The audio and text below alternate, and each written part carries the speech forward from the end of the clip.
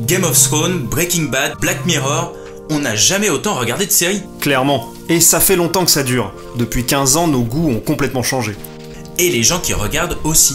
Voilà. Du coup, on a demandé à Google de nous donner le classement des noms de séries les plus recherchés, depuis 2004. Attends, c'est quoi ce chiffre-là? C'est un indice. Plus il est élevé, plus le nom de la série a été tapé. On y va?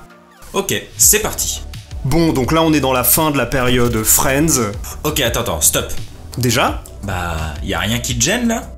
Non. À part Friends, y a que des séries pour enfants ou ados, c'est une erreur dans la liste? Ah non, c'est l'époque qui est comme ça. Jusqu'au milieu des années 2000, une série télé c'est d'abord pour les jeunes, voire les très jeunes. Ah oui, et Naruto c'est un véritable phénomène. Et tu sais ce qui est fou? Naruto n'est diffusé à la télé française qu'à partir de 2006. D'accord, donc ces requêtes, ce sont les amateurs qui cherchent des épisodes sous-titrés sur le net. Voilà. Des pirates? Des criminels.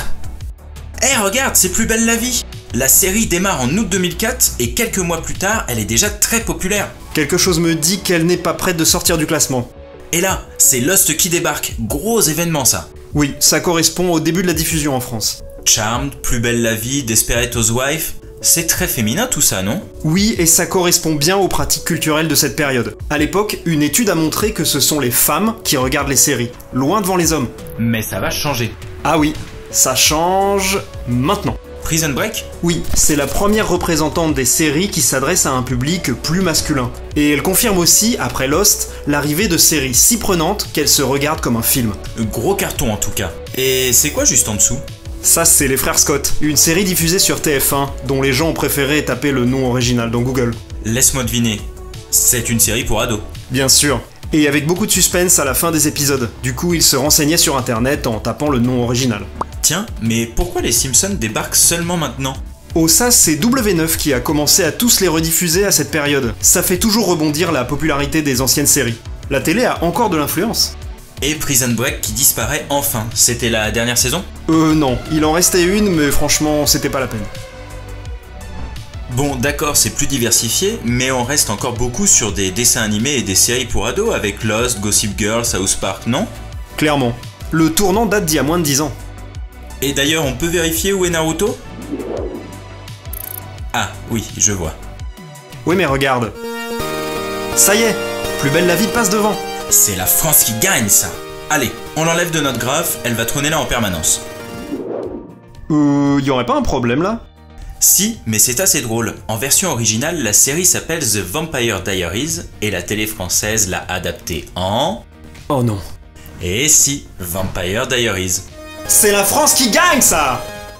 Et là, c'est l'arrivée en fanfare de The Walking Dead en 2012. Ça, c'est un vrai changement qui commence. D'abord avec le style. C'est la mode des séries de science-fiction à grand spectacle qui débute. Déjà oui. Et c'est aussi le moment où les séries les plus populaires ne sont plus celles des chaînes gratuites, mais payantes. Oui, enfin... Oui, bien sûr. Mais regarde, on arrive à la période où The Walking Dead, Breaking Bad, Game of Thrones arrivent en force. C'est vrai que c'est très net. Game of Thrones décroche même la première place des recherches. Oui, c'est une longue bataille au sommet qui débute. Oula, ça change à toute vitesse là, non? Alors ça, c'est l'effet Netflix. Il a débarqué en France à l'automne 2014, et en 2015, ça commence déjà à se faire sentir. Et ça a totalement bouleversé notre consommation de séries. Bien sûr, c'est l'arrivée du binge-watching. Regarde Narcos, il arrive, fonce en haut du classement, puis disparaît en 2 mois.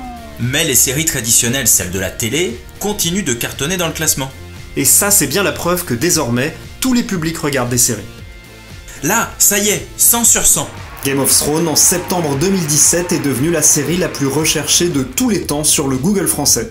Mais Plus belle la vie est toujours fringant. Et ça, c'est aussi parce que la série est cross-média. Les fans trouvent beaucoup d'informations en ligne sur leurs personnages préférés, qui vivent des aventures annexes au petit écran.